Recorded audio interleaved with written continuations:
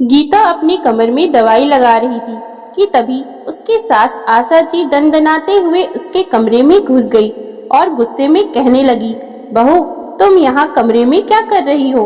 वहाँ रसोई में बर्तनों का ढेर लगा हुआ है। तो गीता दर्द से कराहते हुए बोली, मम्मी जी, मेरी कमर में बहुत तेज दर्द हो रहा है, बर्तन मैं बाद में धो लूंगी। तभी आशा जी ने चटाक से बहू के गाल पर तमाचा जड़ते हुए कहा, तेरी कमर में दर्द है तो क्या मैं तुझे सर पर उठाकर घूमने लग जाऊं? ये तुम्हारा मायका नहीं कि मैं तुम्हारे नखरे उठाऊंगी। चुपचाप रसोई में जाकर बर्तन मांज, उसके बाद मेरे पैर दबाने के लिए मेरे कमरे में आ जाना। ये नहीं कि बूढ़ी सास की थोड़ी सेवा ही कर लूं। अरे, सास की बात को इनकार करने की तेरे में हिम्मत भी कैसे हुई? गीता उस तमाचे से सन सी रह गई थी। उसे तो लगा था कि वो सास को अपनी समस्या बताएगी तो उसकी सास उसे आराम करने के लिए कह देगी, लेकिन यहाँ पर तो छोटी सी बात के लिए उसकी सास नाराज हो गई। तभी आशा जी की एक सहेली घर आ गई तो वो कहने लगी, अरे आशा बहन, बाजार में एक नई साड़ी की दुकान खुली है और वहाँ पर बहुत बढ़िया सेल लगी है। मैं तो जा रही हूँ, चलो तुम्हें भी साड़ी खरीदनी है तो मेरे साथ चलो। अपनी सहेली की बात सुनकर आशा जी खुश हो गई और वो अपनी बहू को घूरते हुए बोली, जब तक मैं वापस आऊं तब तक घर का सारा काम खत्म हो जाना चाहिए, समझी तुम? सो मत जाना महारानी जी। इतना कहकर वो पर्स और रुपए लेकर अपनी सहेली के साथ घर से निकल गई। सास के घर से जाते ही गीता अपने कमरे में गई और बिस्तर पर लेट गई। उसकी आंखों से आंसू बहने लगे। थोड़ी देर में जब उसकी कमर दर्द में थोड़ा आराम हो गया तो वो जल्दी से उठकर रसोई में गई और उसने फटाफट से सारे काम निपटाना शुरू कर दिए और मन ही मन सोचने लगी कि मेरी शादी से पहले यही सास इतनी मीठी मीठी बातें किया करती थी, लेकिन अब वह मेरे साथ इतना गंदा व्यवहार क्यों कर रही हैं? क्या मैं बहू नहीं, कोई मशीन हूँ? मैं भी काम करती हूँ। इसके बारे में मुझे आज विनोद से बात करनी ही होगी। शाम को जब विनोद घर आया तब गीता ने उसे सारी बातें बताते हुए कहा, देखो विनोद, अगर माँ जी को मुझे कुछ कहना ही था तो मुँह से कह देती, मुझ पर हाथ उठाने की क्या जरूरत थी? क्या मैं कोई खिलौना हूँ जो चुपचाप चाबी भर देने से दिन भर चलती रहूंगी? क्या मुझे इस घर में आराम करने का अधिकार भी नहीं है? तभी गीता की बात सुनकर विनोद भी उस पर नाराज हो गया और कहने लगा, तुम्हें ससुराल में आए हुए अभी ढंग से 4 दिन भी नहीं हुए हैं और तुम मुझे मेरी माँ के खिलाफ भड़काने की कोशिश कर रहे हो। अरे, मैं उन लड़कों में से नहीं हूँ जो बीवी की बातों में आकर अपनी माँ को 4 बातें सुना दे। तुम्हें इस घर में रहना है तो तुम्हें मेरी माँ को खुश रखना ही होगा, वरना मैं भी तुम्हें कोई खुशी देने वाला नहीं। इतना कहकर वह गुस्से में पैर पटकते हुए कमरे से बाहर चला गया।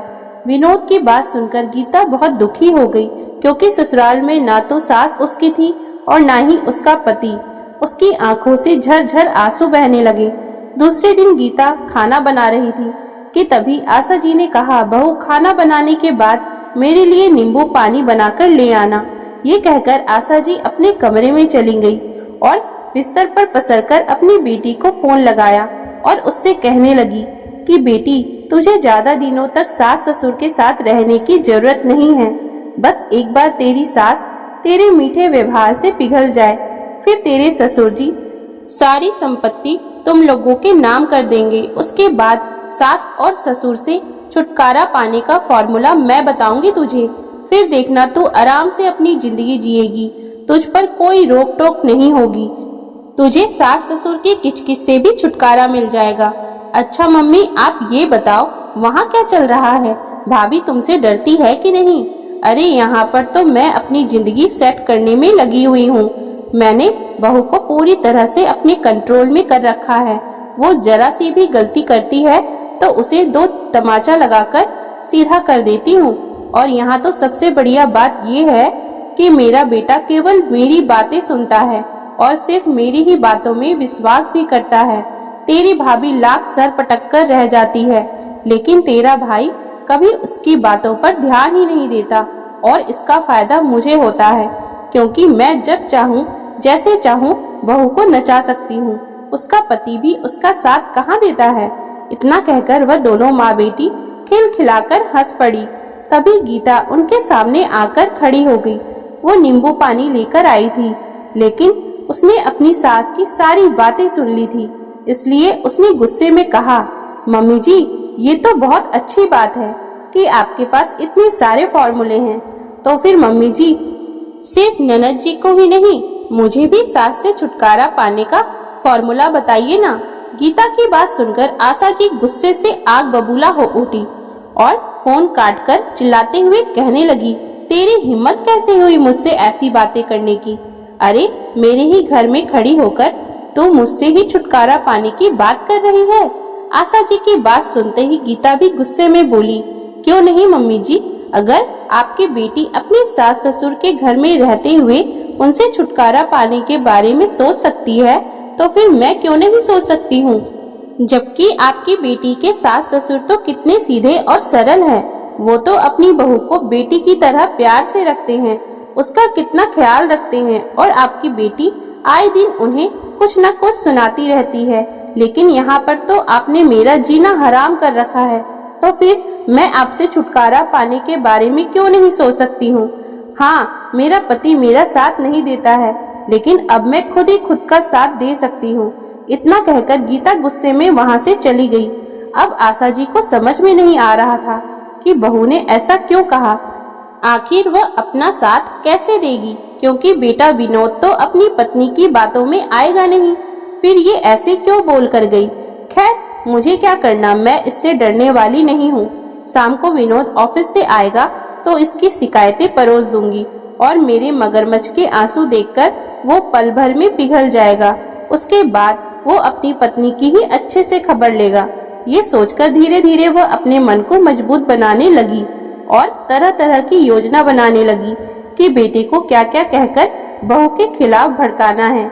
वह बेटे की नजरों में बहू को बदतमीज, गुस्सैल और झगड़ालू साबित कर देना चाहती थी। शाम को विनोद जैसे ही घर आया तो आशा जी ने देखा कि उसका मूड बहुत खराब था। तो आशा जी खुश हो गई, क्योंकि विनोद जब भी खराब मूड में रहता था तब आशा जी अगर उसे बहू के खिलाफ भड़का देती थी तो विनोद अपनी पत्नी पर बहुत भड़क जाता था और 3-4 दिनों तक तो पत्नी से बात तक नहीं करता था। ऐसे में जब गीता उसे मनाने की कोशिश करती थी तब आशा जी को बड़ा मजा आता था। उसने जल्दी से रसोई में जाकर बेटे के लिए अदरक वाली चाय बनाई और फिर उदास चेहरा लिए हुए बेटे के सामने आकर बैठ गई और कहने लगी कि देख बेटा, आजकल तेरी पत्नी कुछ ज्यादा ही बदतमीज होती जा रही है। वो तो आज खुले आम मेरे मुंह पर आकर बोल रही थी कि उसे मुझसे छुटकारा पाना है। जब तुम लोग जवान हो गए हो तो क्या अपनी बूढ़ी माँ को पूछोगे ही नहीं? ठीक है बेटा, तुम लोग अपनी जिंदगी में खुश रहो। मैं तो अपनी जिंदगी जी ही ली। तुम एक काम करो बेटा, मुझे किसी वृद्धा आश्रम में छोड़ दो, तो वहाँ मैं सुकून से अपने जीवन के आखिरी दिन काट लूंगी। वैसे भी तुम्हारे पिताजी ने ये घर तुम्हारे नाम कर दिया था, तो मैं मजबूर विधवा औरत अब जाऊंगी भी कहाँ। बहू तो मुझे घर से निकाल देना चाहती है। इतना कहकर वह अपने नकली आंसू बहाने लगी। अपनी माँ की बात सुनकर विनोद ने गंभीर स्वर में कहा, ठीक है माँ, तुम्हारी बात भी सही है। तुमने भी अपनी जिंदगी जी ही ली है, तो हमें भी अब चैन से जीने दो। ये रोज रोज की किचकिच मुझसे देखी नहीं जाती है, इसलिए मैं आपको वृद्धा आश्रम छोड़ दूंगा। आप भी सुकून से रहना और मैं भी थोड़ा आराम से रह लूंगा। इतना कहकर वो अपना बैग उठाकर तेजी से अपने कमरे में चला गया। अपने बेटे का इस तरह का व्यवहार देखकर आशा जी को तो समझ में ही नहीं आया कि विनोद ने ये क्या कह दिया।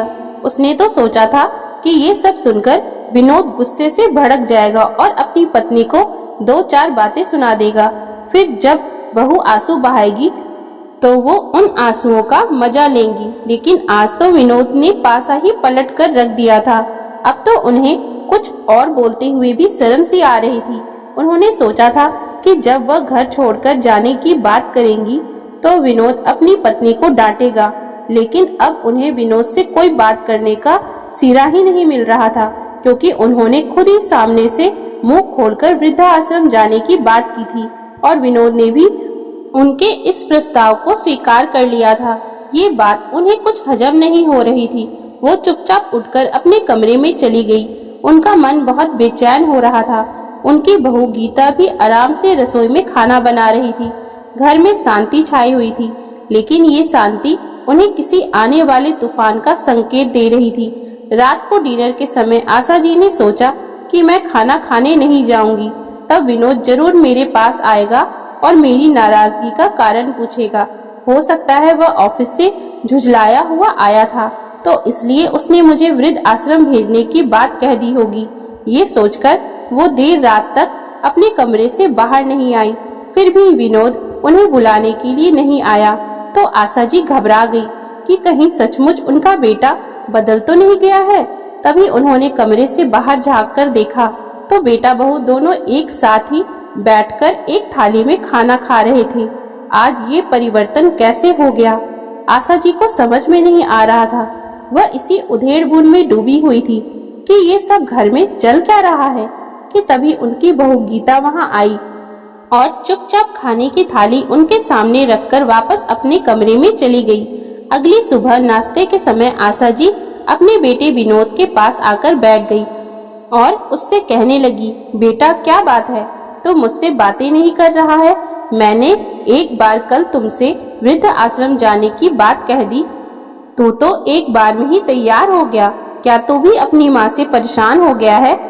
तुमसे तो मुझे ये उम्मीद बिल्कुल भी नहीं थी बेटा। तभी अपनी माँ की बात सुनकर विनोद ने व्यंग से कहा कि माँ, तुम ही तो कल कह रही थी कि मुझे वृद्ध आश्रम जाना है, तो अगर मैंने तुम्हारी बात मान ली तो तुम्हें परेशानी क्यों हो गई?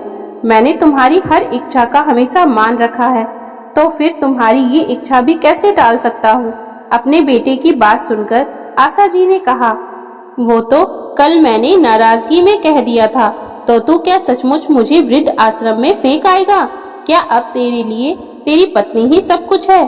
तभी विनोद ने कहा, माँ, मेरे लिए मेरी पत्नी भी मेरी है और तुम भी मेरी हो, लेकिन मेरी पत्नी ने कभी भी तुम्हें जानबूझकर परेशान करने की कोशिश नहीं की, मगर तुमने हमेशा मेरी पत्नी को रुलाया है और ये बात मुझे अच्छे से समझ में आ गई है। तुम्हें क्या लगा था कि मुझे कभी भी सच्चाई पता नहीं चलेगी? अरे कल जब तुम दीदी को भड़का रही थी और अपनी वाहवाही कर रही थी, तो गीता ने तुम्हारी वीडियो बना ली थी। उसके बाद तुम दोनों सास बहू के बीच हुई बातें भी उसने रिकॉर्ड कर ली थी। मुझे तो तुम्हारी इस सोच पर शर्म आ रही है माँ। हाँ, बाबूजी ने ये घर मेरे नाम कर दिया था, लेकिन तुम जब तक चाहो तुम इस घर में रह सकती हो। मैं तुम्हें वृद्धा आश्रम नहीं भेजूंगा, क्योंकि मैं इतना नालायक बेटा नहीं बन सकता। लेकिन अब मैं अपनी पत्नी के साथ इस घर में तुम्हारे साथ भी नहीं रह सकता, क्योंकि तुमने गीता को बहुत दुख पहुंचाया है। इसलिए मैं जल्दी ही एक किराए का मकान देखकर वहां पर शिफ्ट हो जाऊंगा। ये घर आपका था, आपका है और हमेशा आपका ही रहेगा। अब आप भी आराम से रहना इस घर में। ये कहकर विनोद वहां से उठकर चला गया। अपने बेटे की बात सुनकर आशा जी के होश उड़ गए, क्योंकि उन्होंने तो कभी सोचा भी नहीं था कि बेटे को उनकी सच्चाई पता चल जाएगी। उन्हें तो बहुत भरोसा था कि वह चाहे कितना भी गलत करे, बेटा हमेशा उनकी ही बात सुनेगा। लेकिन आज गीता ने अपनी सूझबूझ से अपने पति के सामने सबूत पेश करके उनकी असलियत को सामने ला ही दिया था। गीता कभी नहीं चाहती थी कि वह अपनी सास को इस तरह अकेला छोड़कर जाए, इसलिए उसने विनोद को समझाया कि देखो, मैं बस इतना ही चाहती थी कि इस घर में मेरे साथ कुछ गलत ना हो, और मेरे साथ गलत हुई सारी बातें जब मैं तुम्हारे सामने बताती थी तो तुम मेरी बातों पर भरोसा नहीं करते थे। इसलिए मैंने तुम्हें ये वीडियो बनाकर दिखाई थी, लेकिन इसका मतलब ये बिल्कुल भी नहीं है कि मैं मम्मी जी को अकेला छोड़ देना चाहती हूँ। मैं इसी घर में मम्मी जी के साथ ही रहूंगी, उनकी देखभाल भी करूंगी, लेकिन भावनात्मक रिश्ता नहीं बना पाऊंगी। वह गलत है, लेकिन फिर भी तुम्हारी माँ है। आखिर उन्होंने तुम्हें पाल पोस कर इतना बड़ा किया है, तो हमें भी उनके बुढ़ापे में उनका साथ देना चाहिए। मुझे तो बस इतना ही चाहिए था कि वह मुझे ताना ना दे, और जब वह तुम्हें मेरे खिलाफ भड़काए तो तुम भी उनकी बातों पर यकीन ना करो।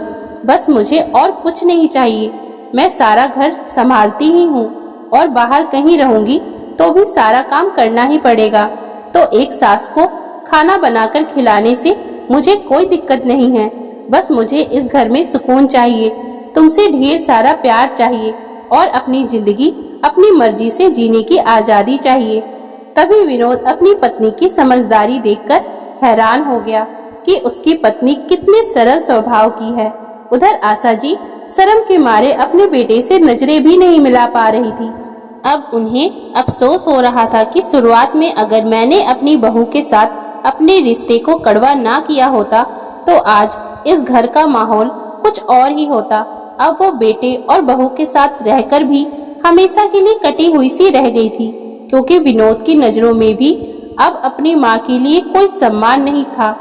दोस्तों, झूठ फरेब आखिर कब तक ही चल सकता है? सच आखिर सामने एक ना एक दिन आ ही जाता है।